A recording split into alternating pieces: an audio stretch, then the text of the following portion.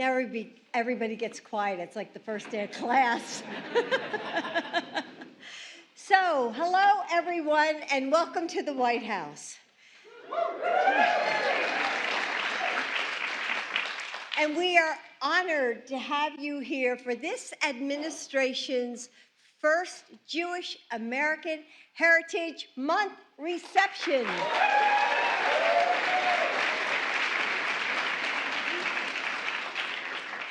Every morning as the sun illuminates the eastern shores of the United States, the Statue of Liberty glows with welcome for the new day. It's a beacon of friendship, of possibility, of freedom that lives in our hearts as well. And emblazoned on its base are the words of Emma Lazarus, quote, you probably all know this, "Give me your tired, your poor, your huddled masses yearning to breathe free. I lift my lamp beside the golden door." It's a declaration that Jewish Americans, your wisdom, your hope, your light, and your love are a part of this country's foundation and its future. That history lives on in all of you, and as you share it, the world becomes stronger and more beautiful. When you fight for your community and stand against injustice, following the legacy of this freedom and the freedom fighters who came before, when you share memories of your parents and grandparents, each story coming to life with more details than a picture could ever convey, when you make your favorite recipe with exacting care, savoring the taste of traditions passed from mother to daughter, father to son. And as you forge your futures, these legacies guide your path with meaning and love, creating something new and bold and bright. History lives inside the White House too, hammered into the beams of these walls and swirling in the marble of each fireplace. It tells the stories of where we've come from and who we've been. And yet, looking around today, we know that it too can grow and evolve and begin something new. With our unique traditions and talents, with our love and our laughter, with our faith in the future we want, we breathe new life into these halls. This is an historic house, but you make it home. Alive with purpose and possibility. Today, let us remember the past with wisdom and turn toward the future with joy. Let us continue honoring the people who helped get us here. And together, we will shape this country we call home, meeting each new day with faith, hope, and hard work. Thank you.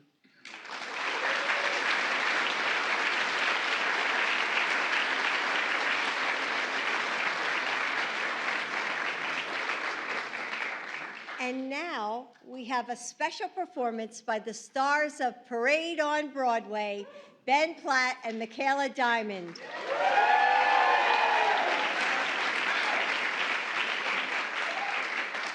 Parade tells the story of Leo Frank, who at 31 years old was wrongfully convicted of murder, kidnapped, and lynched because he was Jewish. We are proud to bring his story to the biggest stage we could, the White House. Distinguished guests, please remain in your seats as we transition the stage for tonight's performance. Thank you.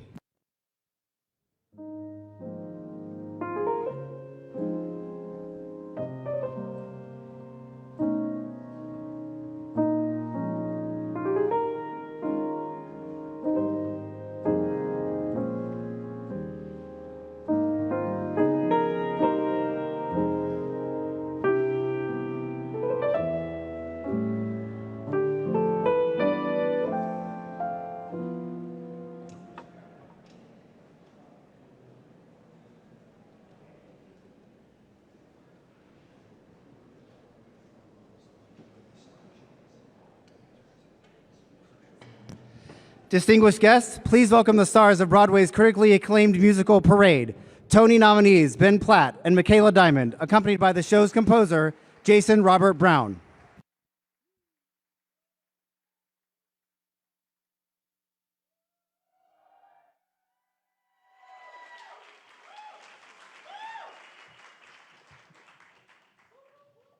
Hello. Thank you very much for having us. We're honored to be here. As the First Lady mentioned, I play a character in Parade by the name of Leo Frank, written by the amazing Jason Robert Brown. And Leo is wrongfully convicted of a murder largely due to anti-Semitism. And the first song we're going to sing is from our show Parade. And it comes at a moment where, with the help of his wife, Lucille Frank, Leo finds out that the governor of Georgia has agreed to re-examine his case. So it is one of the moments of real hope in the show. It's called This Is Not Over Yet.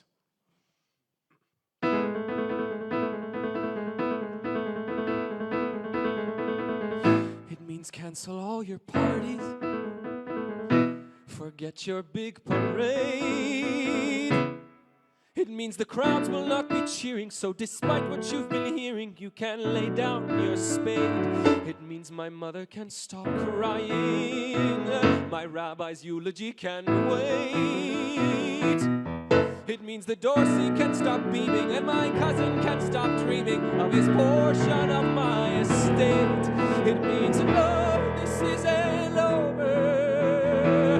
No, the date's not set. No, wake up tomorrow drowning in my sweat. It means I've got the greatest partner any man can get. It means I'll never, ever, ever underestimate that woman, 'cause this is not over yet. Tell my uncle not to worry, tell the reaper not to hurry, make the hangman stop his drumming, 'cause I'm coming into town to win the day. Somehow I haven't, with my scheming, screwed things up beyond redeeming, and we're finally on our way. And no, this isn't over. Hell, it's just begun. Hail the resurrection of the South's least favorite son. It means I made a vow for better. Two is better than one. It means the journey ahead might get shorter. I might reach the end of my road, but suddenly loud as a mortar, there is hope. Finally hope. There is hope. No, this isn't over. No, we are through. No, there's still a million things that you and I can do, and I would never believe it, the things I see in you. It means a man who isn't guilty doesn't have to walk the plank. It means the gallows still are vacant, and we've got my wife to thank. It means you shouldn't underestimate Lucille and Leo Frank, 'cause this is not over yet.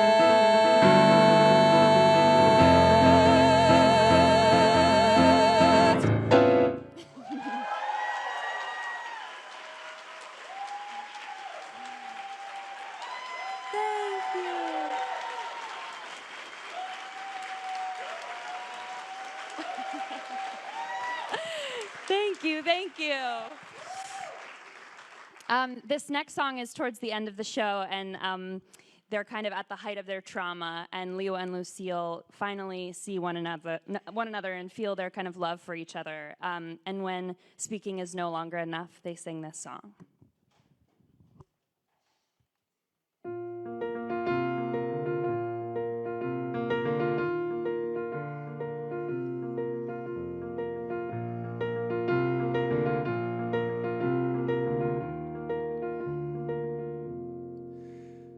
I will never understand what I did to deserve you, or how to be the man that I'm supposed to be. I will never understand if I live 1,000 lifetimes why you did the things you did for me. Just look at you. How could I not be in love with you? What kind of fool could have taken you for granted for so long? All the wasted time, all the million hours pushing you away, building up my wall, all the days gone by, to glare, to pout, to push you out, and I never knew anything at all. I never knew anything at all.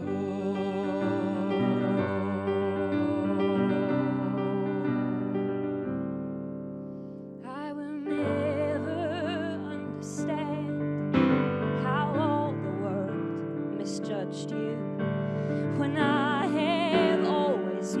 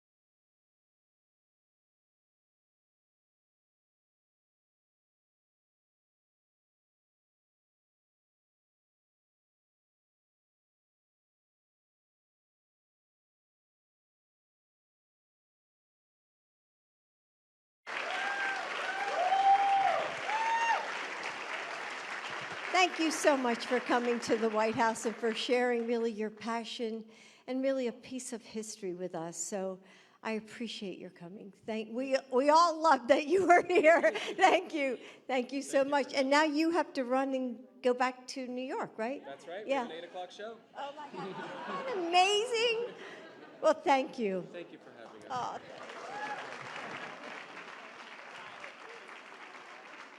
travel safe. Oh, thank you, Jason.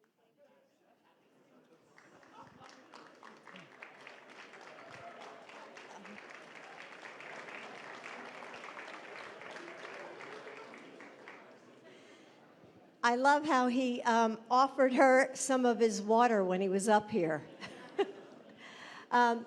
We're good? Okay, because I didn't know whether I had to do my own performance myself. But apparently Joe made it, so there's a little bit going on today. So I guess it's the voice of God or going to announce him out? Yes, okay, I'm done.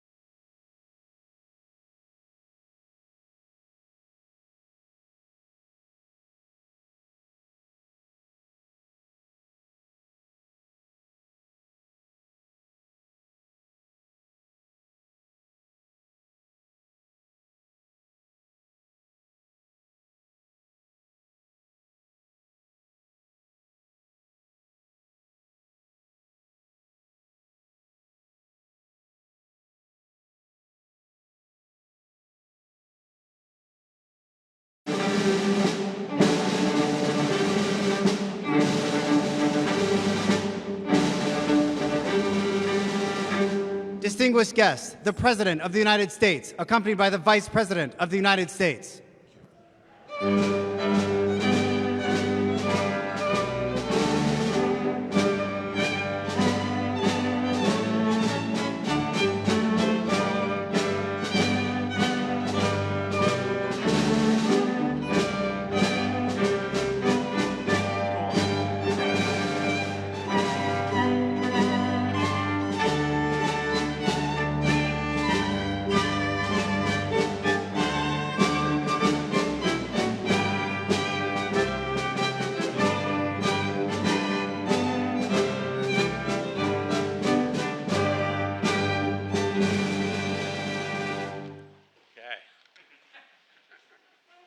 Afternoon, everyone.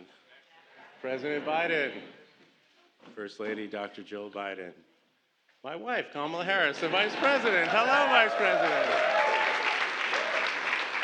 And all of our esteemed guests, it is so great to join you for a Jewish American Heritage Month celebration at the White House. We have come together to celebrate our heritage and honor the achievements of Jewish Americans throughout history.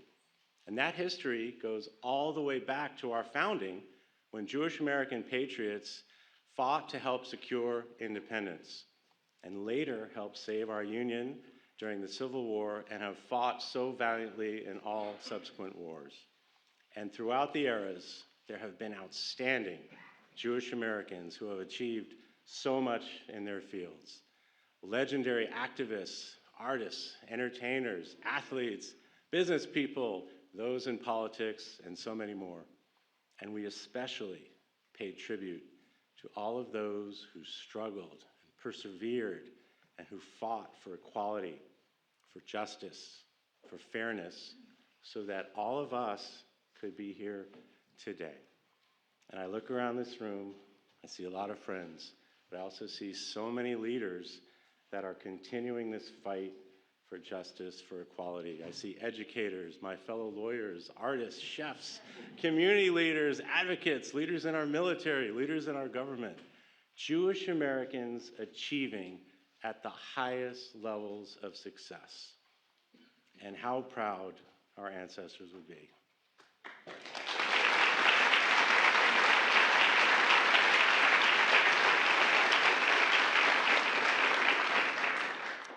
To see us all here today, after many fled persecution, including my own ancestors, to live their dreams in the United States of America.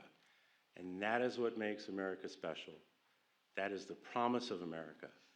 It's a place where everyone can live freely and proudly as they are.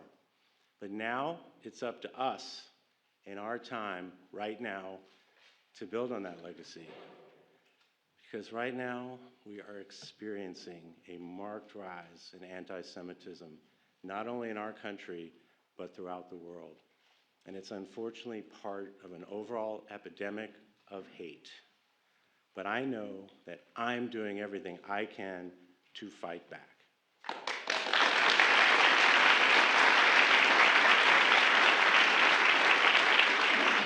Fighting lies with truth. Educating others about the truth of the Holocaust and who we are as Jews, and building coalitions, because we can't do this alone, and allyship with people of different faiths and backgrounds, because we all need to be in this fight together so we can all live openly and proudly and without fear.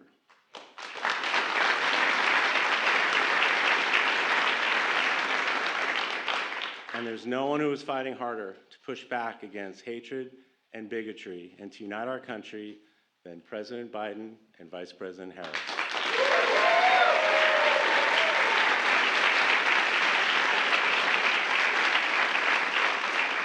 My wife, the Vice President, encouraged me.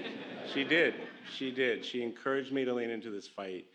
And she told me, Dougie, she calls me Dougie, but she said, this issue found you, now lean into it.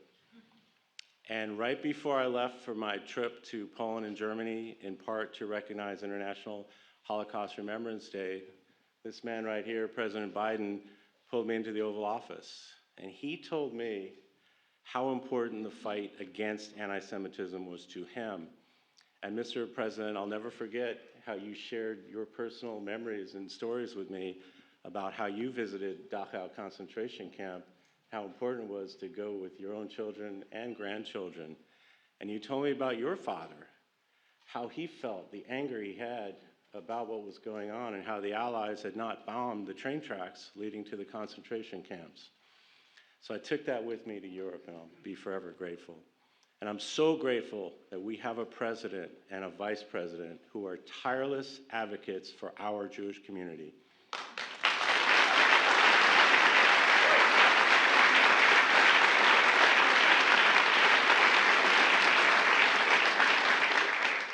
both as they combat hatred, but also as they celebrate our heritage.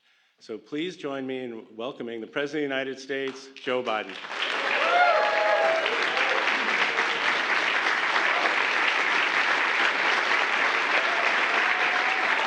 Thank you. Thank you, thank you, thank you. Thank you. Thank you, thank you. Thank you. Thank you. Please, please. I'm Joe Biden. I'm Joe Biden's husband. And I look around this room, and as they say in Southern Delaware, there's a lot of you brung me to the dance, man. I'm serious. Thank you all for all you do every day, not just in fighting anti-Semitism, but being engaged in your country's business. Before I begin, I just finished because the press will want to hear this before they hear me say anything, and it's just to keep them quiet, probably. I'm only kidding. But is that we just finished another good, productive meeting with our congressional leadership about a path forward to make sure that America does not default on its debt for the first time in history.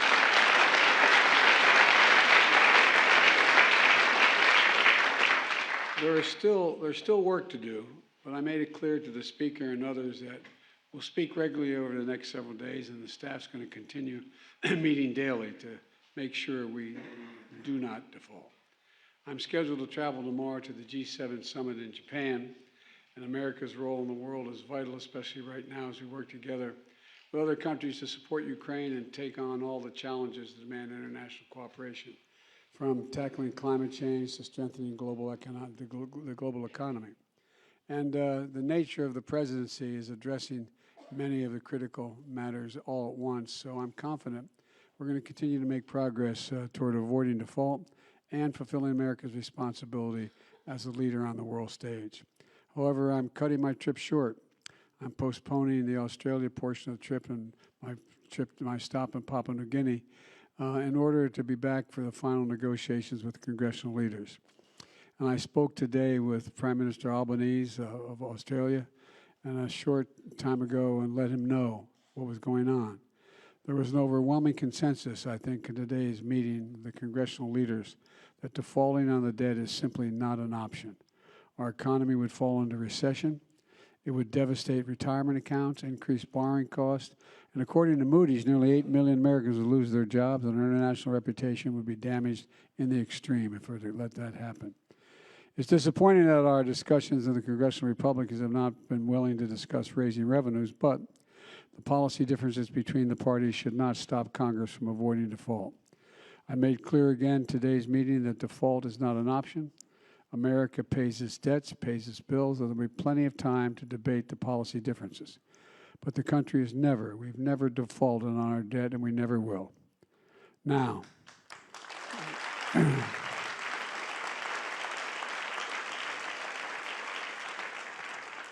for the reasons why we're here this evening. Thank you, Doug. Thank you very much. It's always an honor to be introduced by the first ever Jewish spouse of an American vice president.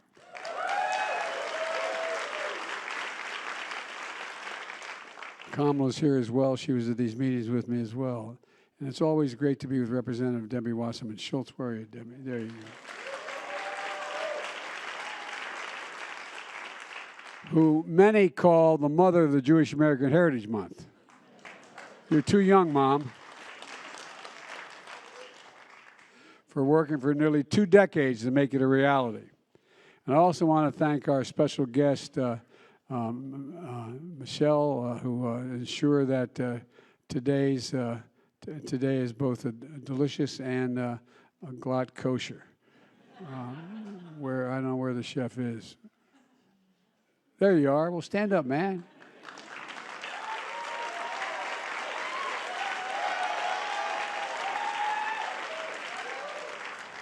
And I'm honored he's on my council on sports, fitness, and nutrition, so I know it's going to be good.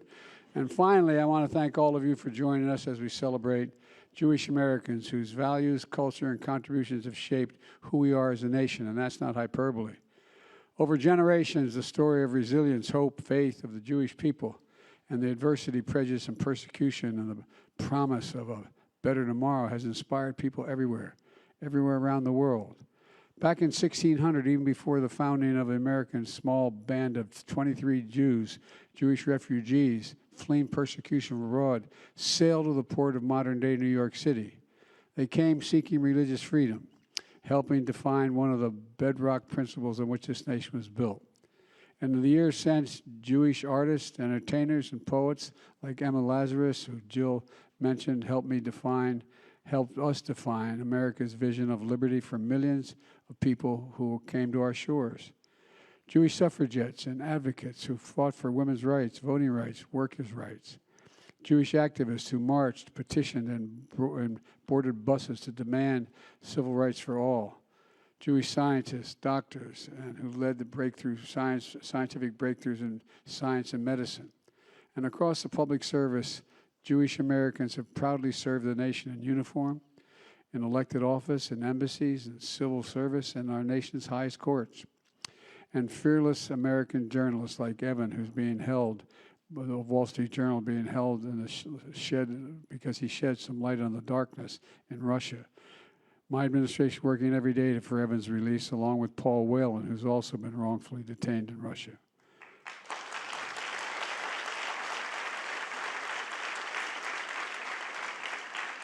We also know the contributions of Jewish Americans are shadowed by a long and painful history of the oldest and most sinister forces, hate and anti-Semitism.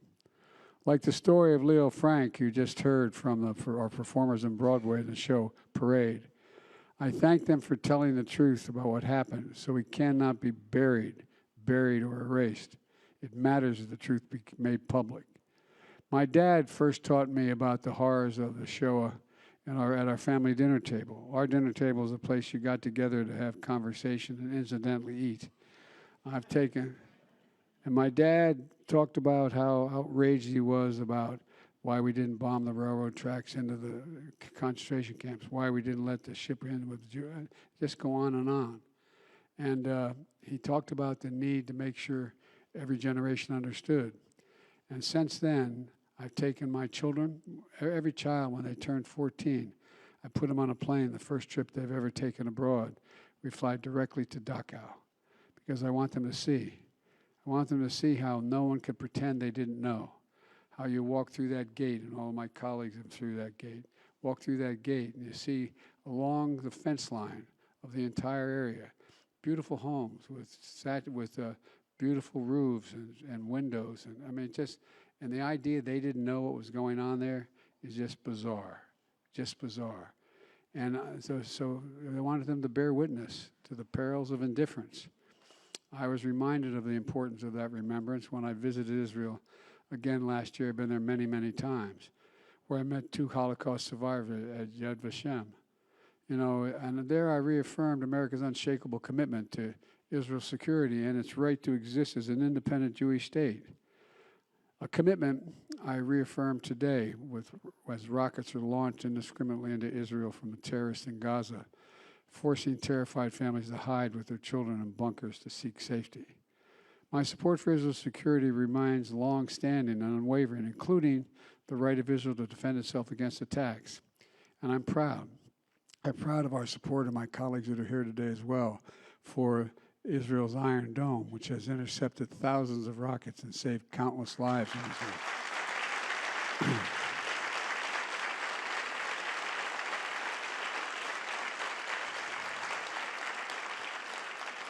But sadly, security for the Jewish people isn't just an issue abroad. I decided to run in 2017 when Jill and I were deciding we weren't going to run. We had just lost our son. We weren't going to get back in. Guys, I was a professor at the University of Pennsylvania. We weren't going to run. We turned on that television. You'll all remember the night. When you saw those people walking out of the fields in Charlottesville, carrying torches and Nazi insignias, and literally chanting the same anti-Semitic bile that was heard all through Germany in the early 30s. And a young woman, I got to talk to her mom, an innocent bystander was killed. She was killed by that mob. And what did we hear when asked?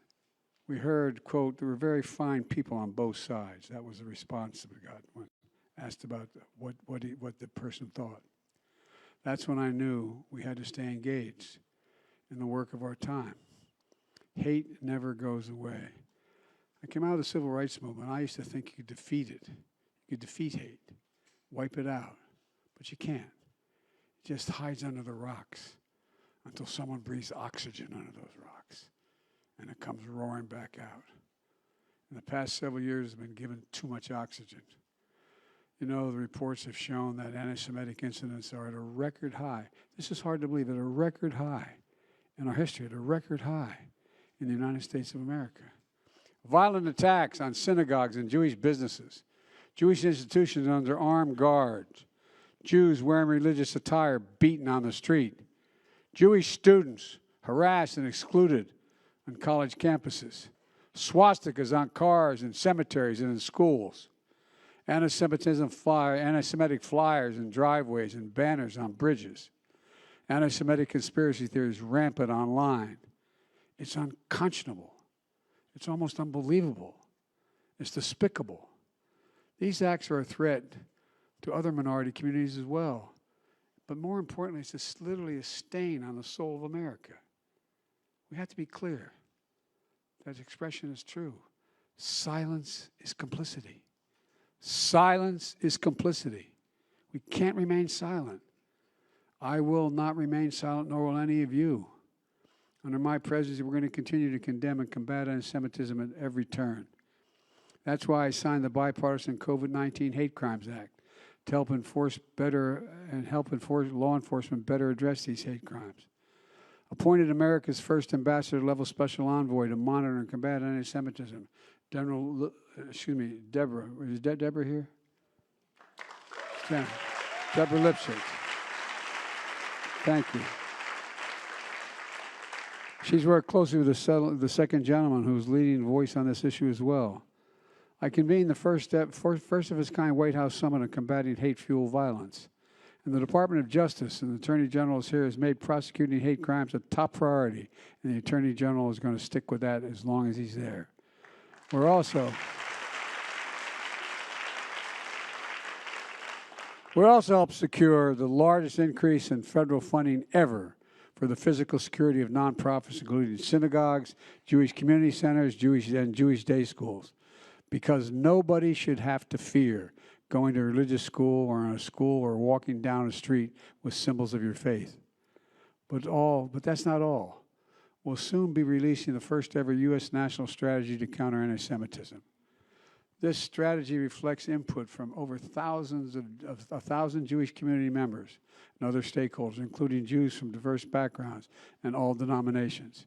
It also includes members of Congress, businesses and civil society leaders, state and local officials, and so many more. Many of you are in this room, and I want to thank you for your partnership. All of you are involved in this. Stand up. Come on. Come on.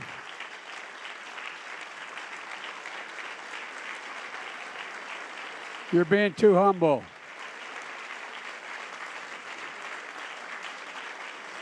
It matters. It's the most ambitious, comprehensive effort in our history to combat anti-Semitism in America. This strategy includes over 100 meaningful actions the government agencies are going to take to counter anti-Semitism. It also includes calls to action for Congress, state and local governments, technology and other companies, civil society, faith leaders to counter anti-Semitism. My strategy consists of 4 key pillars. First, we must increase awareness and understanding of both anti-Semitism and Jewish American heritage. Second, we have to improve safety and security for Jewish communities. Thirdly, we must reverse the normalization of anti-Semitism and address anti-Semitic discrimination now and loudly. And finally, we must continue to build coalitions all across communities to fight the hate. You know, as we work together to implement this report, we're sending a clear and forceful message. In America, evil will not win. Hate will not prevail. The venom and violence of anti-Semitism will not be the story of our time. Let me close with this. We're the only country in the world founded on an idea, not on geography, not on religion, not on ethnicity, but an idea. A sacred proposition rooted in faith and enshrined in the Declaration of Independence, that we're all created equal in the image of God and deserve to be treated equally throughout our lives. We have never fully lived up to that idea, but we have never walked away from it, even though we have leaders who try to get us to walk away from it. This is the work of our democracy. In a literal sense, it's the work of our democracy. The Talmud says, quote, "It's not your duty to finish the work, but neither are you at liberty to neglect it." You know, the American story depends not on any one of us, not on some of us, but on all of us. And that's the American story. It's been written in part by Jewish Americans who have turned their pain and purpose into bringing us closer to realizing the promise for all Americans. That was the message when we hosted the first Jewish high holiday reception ever in the White House. It was our message on Hanukkah when we lit the first permanent White House menorah, which is the first Jewish artifact in the entire White House collection. And that's our message today for the Jewish American Heritage Month. Celebrating and connecting, feeling the pride and heritage and community, remembering we are the United States of America. There's nothing beyond our capacity if we do it together. I believe that from the bottom of my heart. And the reason I'm so optimistic, this new generation of young people, the best educated, least prejudiced, most engaged generation in American history, we're counting on them, but we got to help them. We've got to help them get this right, finally. God bless you all, and may God bless America. Thank you. Distinguished guests, please remain in your seats as the